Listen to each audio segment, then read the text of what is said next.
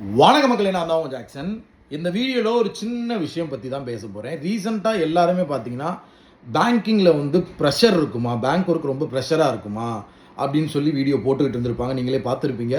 நம்ம வாசு ப்ரோ கூட வந்து ஒருத்தவர் டெத் ஆகிட்டாரு, ஒரு பேங்க் பிஓ வந்து பார்த்தீங்கன்னா வந்து சூசைட் பண்ணிக்கிட்டாரு அப்படின்றத பார்த்துருப்பீங்க.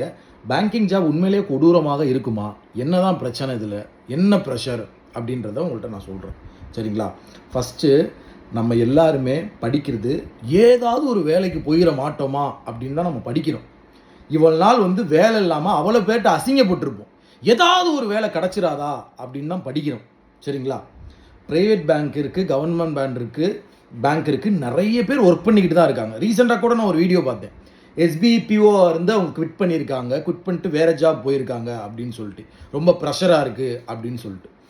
நான் உங்கள்கிட்ட ஒரு விஷயம் என்ன சொல்லுவேன் அப்படின்னா வந்து, பேங்கிங் எக்ஸாம் எழுதி நீங்கள் வேலைக்கு வந்துட்டிங்கன்னா ப்ரெஷர் இருக்க தான் செய்யும். சேல்ஸ் டிபார்ட்மெண்ட், மார்க்கெட்டிங்கு சேல் பண்ண சொல்லுவாங்க, மார்க்கெட்டிங் பண்ண சொல்லுவாங்க, இந்த டார்கெட்டை முடின்னு சொல்லுவாங்க, எல்லாமே இருக்க தான் செய்யும்.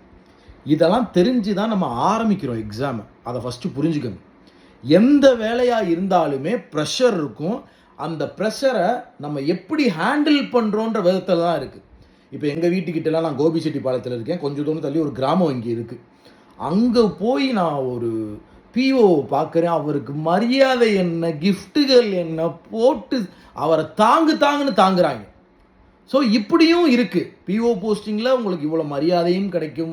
ரூரல் ஏரியாலாம் உங்களை தாங்குன்னு தாங்குவாங்க. சில பேர்லாம் பார்த்தீங்கன்னா எனக்கு பிடிக்கல அப்படின்ட்டு சொல்லி வேறு ஜாப் போகிறாங்க. அவங்களுக்கு அந்த திறமை இருக்குது, சூப்பராக படிப்பாங்க.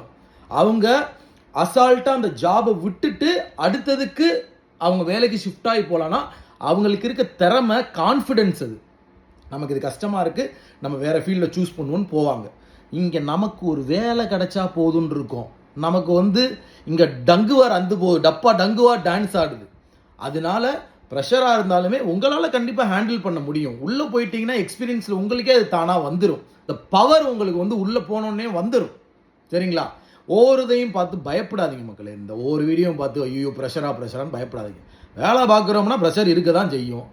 சரிங்களா? இப்போ நான் யூடியூப்பில் வீடியோ போடுறேன், எனக்கே அது ப்ரெஷர் இருக்க தான் செய்யும். உங்களுக்கு பார்க்கும்போது இவர் ஜாலியாக வீடியோ போடுறாரு அப்படின்னு நினைப்பீங்க. எனக்கே ப்ரெஷர் இருக்கும். கண்டென்ட் எடுக்கணும், அதை செய்யணும், அவன்கிட்ட இதை சொல்லணும், இதை வந்து இது பண்ணணும். எனக்குமே சேல்ஸ் இருக்குது. ராயல் பாஸ் சேல்ஸ் பண்ணால் தான் நான் சேலரி கொடுக்க முடியும், நான் ஓட்ட முடியும். அதுக்கான டார்கெட் நான் அச்சீவ் பண்ணணும். நானும் ஓடிக்கிட்டு தான் இருக்கேன். எல்லா ஜாப்லையுமே ப்ரெஷர் இருக்கும். எக்ஸாம் பாஸ் பண்ணுங்கள், எதை யோசிக்காதீங்க. உங்களுக்கு நம்ம ராயல் பாஸ் தேவைன்னா பர்ச்சேஸ் பண்ணுற லிங்க் டிஸ்கிரிப்ஷனில் இருக்குது. நீங்கள் பேங்க் ஆரம்பினா நம்ம video course, mark test, PDF கோர்ஸ்லாம் சூஸ் பண்ணி படித்து தட்டி தூக்குங்க.